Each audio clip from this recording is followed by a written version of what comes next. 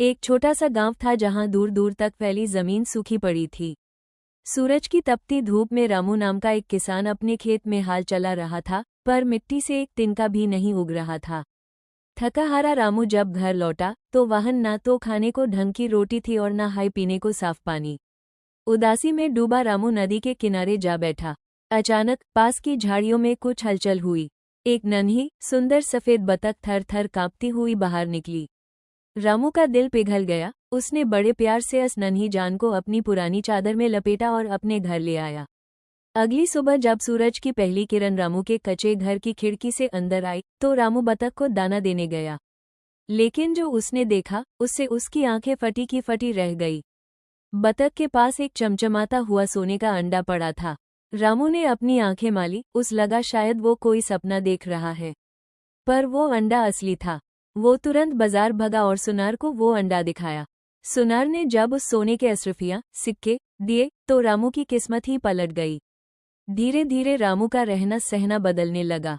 उसका कच्चा घर अब एक पक्के महल में बदल चुका था।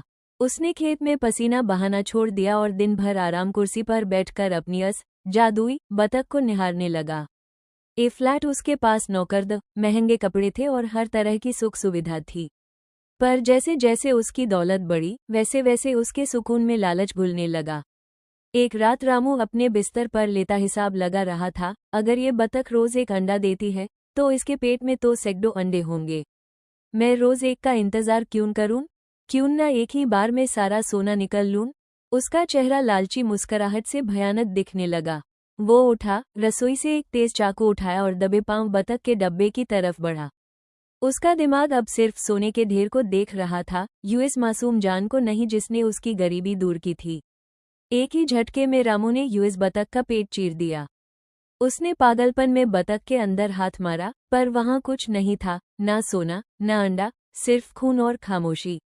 बतख मर चुकी थी। रामू के हाथ से चाकू गिर गया।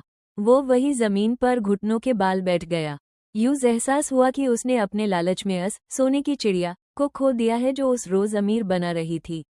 दूर से दिखता है रामू अकेला चीख चीख कर रो रहा है और उसके पीछे राखी उसकी सारी दौलत ऐब बेमायनी यूजलेस लग रही है। सीख, लालच इंसान की बुद्धि को भ्रष्ट कर देता है और जो हमारे पास है उस भी छीन लेता है।